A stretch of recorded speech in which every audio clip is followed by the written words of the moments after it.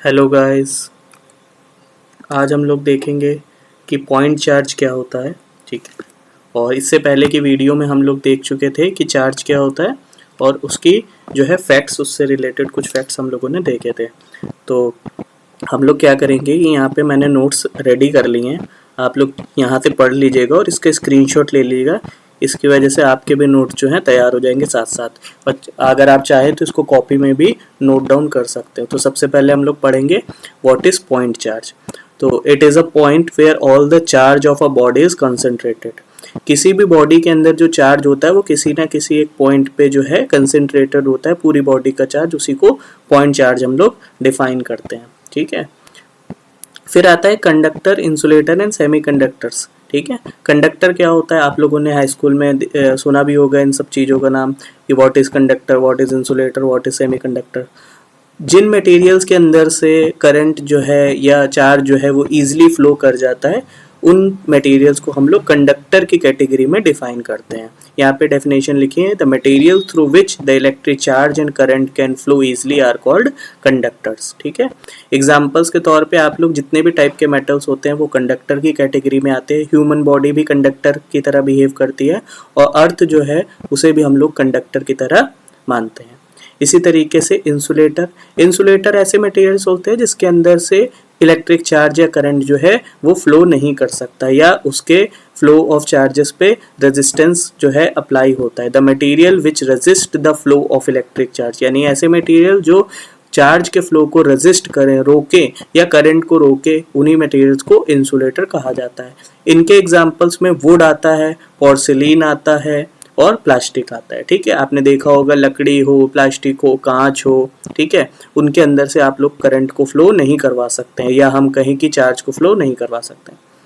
इसी तरीके से तीसरे मटेरियल्स जो होते हैं सेमीकंडक्टर्स, इनके बारे में हम लोग बहुत डिटेल में पढ़ेंगे। आप लोग के 14 चैप्टर जो है क्लास 12 का वो सेमीकंडक्टर्स के ऊपर ही है। सेमीकंडक्टर्स क्या होते हैं, the material which resist the flow of electric charge, यानी ऐसे मटेरियल जो चार्ज के फ्लो को रेजिस्ट करें।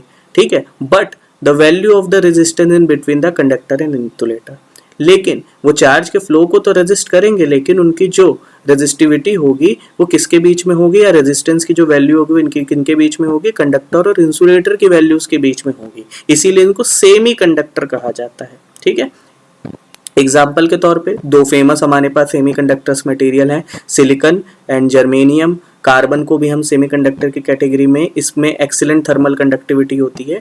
इसके साथ साथ हम लोग gallium arsenide, indium gallium zinc oxide, ठीक है, ये सारे मटेरियल्स जो हैं आपके सेमीकंडक्टर मटेरियल के अंतर्गत आते हैं। उसके बाद हम लोग देखेंगे properties of electric charge. Electric charge की कौन कौन सी प्रॉपर्टीज होती हैं। इससे पहले की वीडियो में हम लोगों ने चार्ज से जुड़े हुए जितने भी फैक्ट्स हैं उनके बारे में डिस्कशन किया था। तो सबसे पहली, वैसे तो चार्ज की बहुत सारी प्रॉपर्टीज होती हैं लेकिन आपकी क्लास के अनुसार मैंने आपको 3 प्रॉपर्टीज यहाँ पे लिखवाई हैं। सबसे पहले जो है फर्स्ट प्रॉपर्टी है वो है एडिटिविटी ऑफ चार्जेस। अब इसका क्या मतलब हुआ है, एडिटिविटी ऑफ चार्जेस का मतलब है कि अगर आपके पास किसी सिस्टम में Q1, Q2, Q3 ऐसे करके मान लीजिए आपके पास 50 चार्जेस दिए हुए हैं, 10 चार्जेस दिए हुए हैं, n नंबर ऑफ चार्जेस दिए हुए हैं, तो चार्ज क्या होता है, वो एक स्केलर क्वांटिटी होता है। तो अगर मुझे नेट चार्ज निकालना हो तो मैं सारी चार्जेस की वैल्यूज को सीधे ऐड कर दूंगा। ठीक है। मान लीजिए मेरे पास प्लस Q1 चार्ज है, प्लस Q2 चार्ज है, प्लस Q3 चार्ज है और up two plus Qn charges तक है। तो अगर मुझे नेट चार्ज कोई पूछे कि सिस्टम का नेट चार्ज कितना होगा तो मैं कहूँगा Q1 plus Q2 plus Q3 plus Q4 up to Qn था।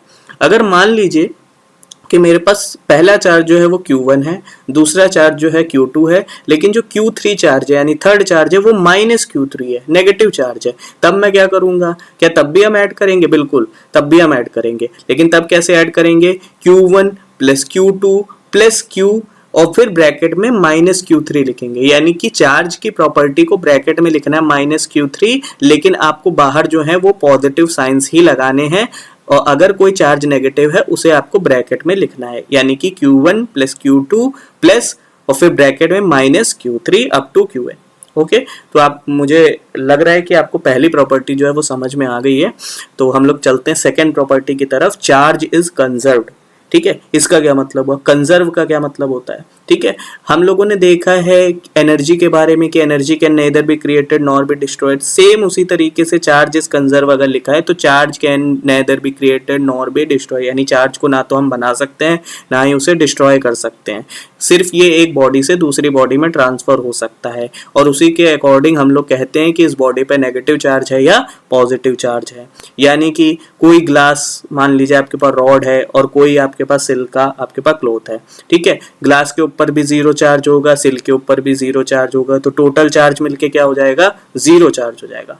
ठीक है, अब हम ग्लास की रॉड को सिल्क के कपड़े पे जो है रब करते हैं तो क्या होगा, ग्लास की रॉड से कुछ इलेक्ट्रॉन्स जो हैं वो सिल्क के ऊपर ट्रांसफर हो जाएंगे। अब जब किसी ग्लास रॉड से इलेक्ट्रॉन निकल रहे हैं यानी नेगेटिविटी उसके अंदर से निकल रही है तो उसके ऊपर क्या आ जाएगी, पॉजिटिविटी, यानी ग्लास रॉड के ऊपर पॉजिटिव चार्ज आ जाएंगे।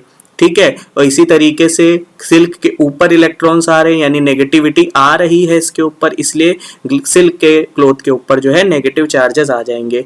अब देखते हैं कि अब नेट चार्ज कितना होगा, तो ग्लास का नेट चार्ज कितना हुआ, ग्लास रॉड का +Q, सिल्क के क्लॉथ का कितना हुआ -Q। अभी भी टोटल चार्ज जो है 0 है, इसीलिए हम कह रहे हैं कि चार्ज कंजर्व होता है, यानी कि चार्ज को ना तो आप बना सकते हो ना बिगाड़ सकते हो, सिर्फ इसे एक बॉडी से दूसरी बॉडी में जो है आप ट्रांसफर कर सकते हो, लेकिन नेट चार्ज जो होता है वो किसी सिस्टम का वो कांस्टेंट होता है। ठीक है, थर्ड पॉइंट क्या है, क्वांटाइजेशन ऑफ चार्ज। इसका क्या मतलब होता है, क्वांटाइजेशन ऑफ चार्ज का क्या मतलब होता है, इसका सबसे पहले हम लोग देखते हैं फॉर्मूला, Q = +-NE।